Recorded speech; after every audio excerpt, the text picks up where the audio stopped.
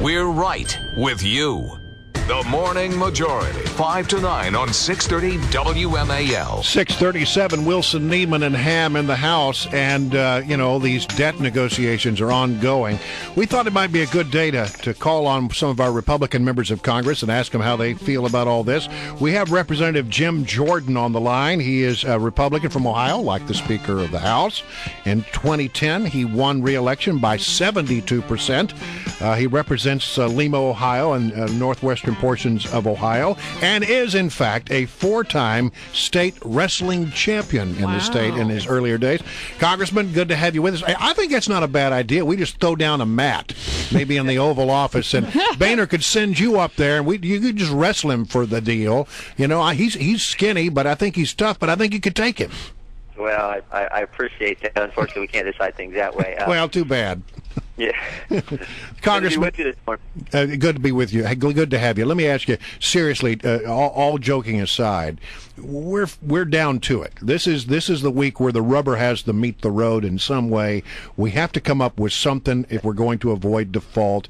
The Speaker is working on a plan now. I know he spoke to members of the Republican caucus in the House. What did he say, and are you on board with his proposal? Well, there is no other proposal. There's no final deal. And I keep coming back to this, the cut, cap, and balance plan. Everyone wants to dismiss it and say it can't happen. The conventional wisdom is you can never get that through the Senate. But remember, the Senate was afraid to debate it. All they did was table it.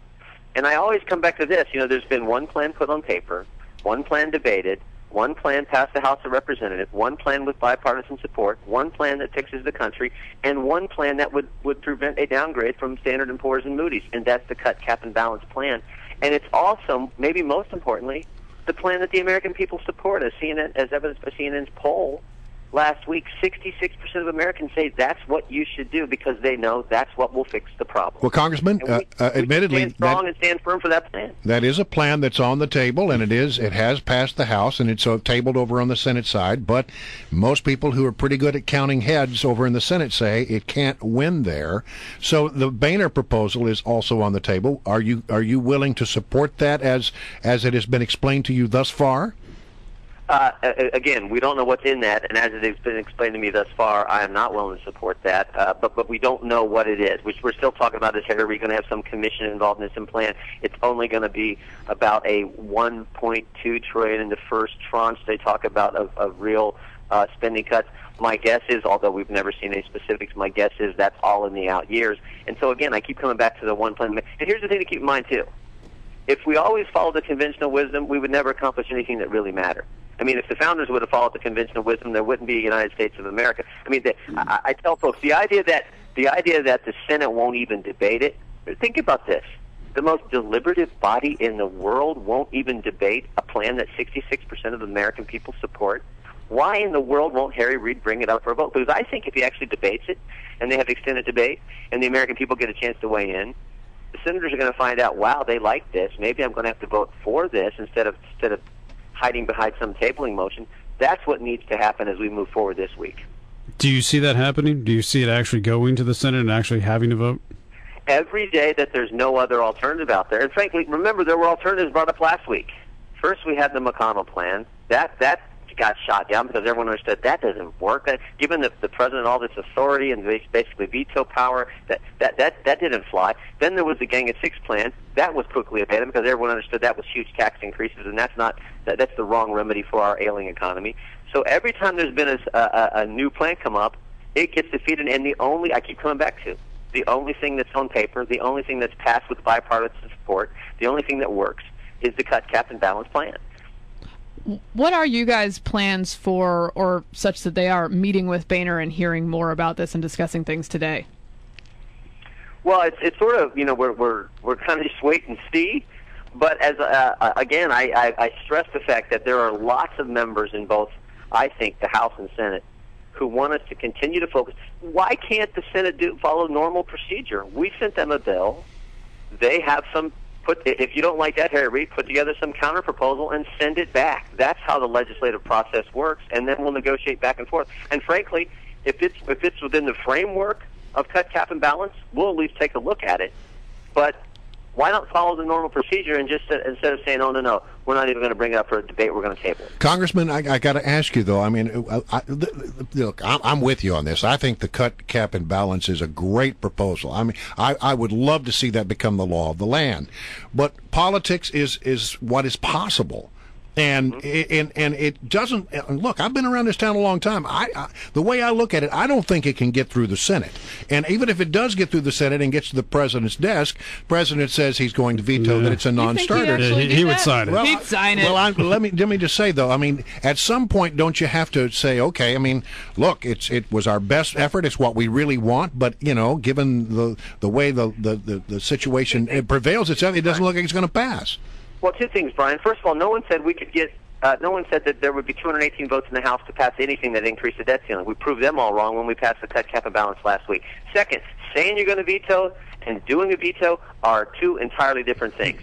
If it's on the president's desk, and it's next Sunday or it's next Saturday, July 31st, August 1st, who knows what the president will do? I tell folks all the time, every Friday night there's one team that's favored.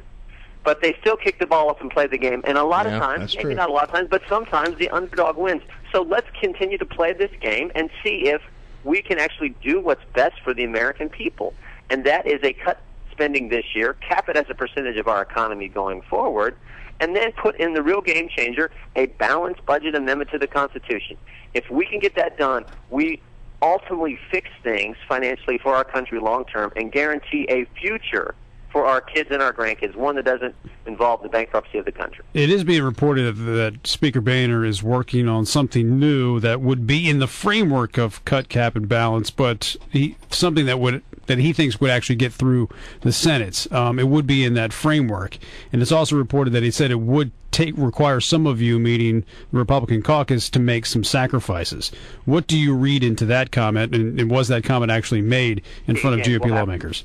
Again, we'll have to see. We'll have to see the plan. But I just, if it's a small amount of cuts over time and no real cuts in the first year, and frankly no balanced budget, then I don't know how that meets the cut, cap, and balance, and I don't know how that solves the problem. Again, remember what Moody's is saying, and Standard & Poor's is saying. They're saying you got to have real cuts now and upwards of $4 trillion cuts over the 10-year budget cycle or the budget window if you're going to prevent a downgrade. So how is $1.2 trillion in savings over the 10-year? How is that going to prevent a downgrade? Something that's pretty darn important when you think about the state of our economy today. If there was a requirement to have a vote on a balanced budget amendment, that's something that is important to you, and that might pull. Yeah, no, a guarantee to have a vote on a balanced budget amendment. No. We want it to pass. A vote is a vote. A vote is a game politicians play that they can point to. Oh, I voted for a balanced budget amendment. We want it to pass because we actually want to fix the problem. Here's what everyone's got to remember. It's the politicians in Washington. The politicians want a deal. The American people want a solution. Washington's always looking for a deal. America's looking for a solution to the problem. Our plan is a solution. Forget about all this deal making. Let's fix it.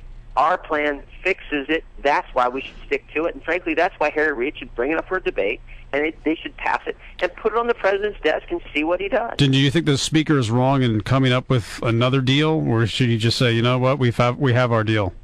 The speaker's got a tough job. I mean, look, he's got to deal with the Jello.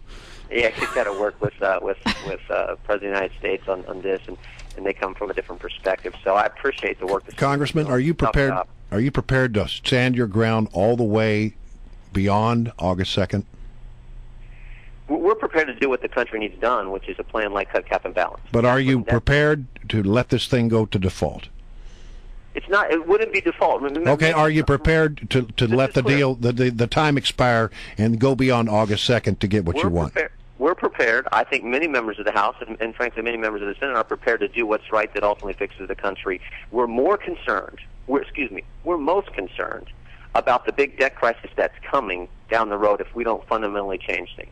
That's what we're most concerned on. And make no mistake about it, there is enough money in the month of August to make sure bondholders are paid, Social Security recipients get their checks, and the troops who are protecting our country, who wear the uniform of our country, get paid.